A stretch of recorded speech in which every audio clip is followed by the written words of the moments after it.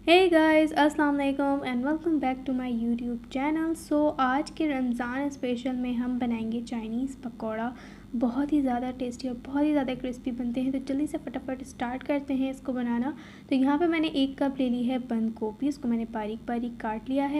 Half cup मैंने लिया है यहाँ पे प्याज, उसको मैंने बारीक कट कर लिया था। हाफ़ कप शिमला मिर्च ऐड करेंगे। इसी तरह से हाफ़ कप हम डालेंगे इसके अंदर गाजर, हाफ़ कप डालनी है आपने इसके अंदर हरी प्याज, और उसके अलावा आपने डालना है एक बड़े साइज़ का मैंने आलू ले लिया था, उसको मैंने बारीक बारीक कट कर लिया और ये है 1 कप के बराबर। 1 से 2 आप हरी मिर्चें काट के डाल दें। 1 टीस्पून डालेंगे इसके अंदर ज़ीरा, ज़ीरा नहीं है तो ज़ीरा पाउडर ऐड कर लें, दोनों में से कुछ भी डाल सकते हैं। 1 टीस्पून काली मिर्च पाउडर डालेंगे।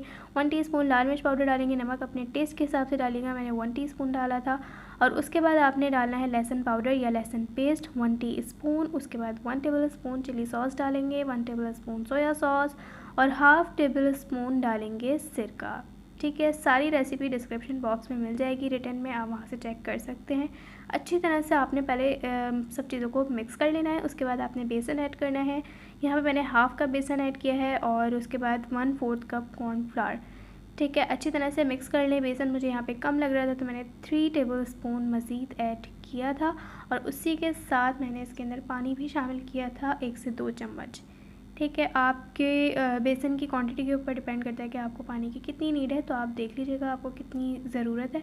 ठीक है, अच्छी तरह से पहले आपने इसको मिक्स करना है, और मिक्स करने के बाद आपने डालना है सबसे आखिर में बेकिंग सोडा।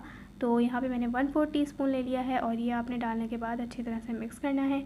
इसको आपने छोड़ना नहीं है, रेस्ट में नहीं रखना, डायरेक्ट आपने इसको फ्राई कर लेना है। और ऑयल भी आपका जो है बहुत ज़्यादा गर्म नहीं होना चाहिए, वरना ऊपर से तो पक जाएंगे लेकिन अंदर से कच्चे रह जाएंगे। और बहुत ज़्यादा ठंडा भी नहीं होना चाहिए, वरना पकौड़ों के अंदर ऑयल रह जाएगा।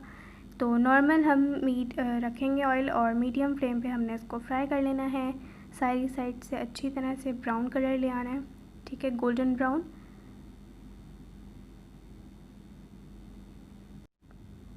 और इसी दौरान अगर आप मेरे चैनल पर नए हैं और अगर अभी तक आपने मेरे चैनल को सब्सक्राइब नहीं किया तो जल्दी से जाएं, नीचे सब्सक्राइब का बटन दिया हुआ है, उसको जाके क्लिक कर लें। तो यहाँ पे जी हमारे जो चाइनीज़ पकौड़ा हैं ये भी रेडी हो गए हैं। इसको बस हमने निकालना है और सर्व करना है।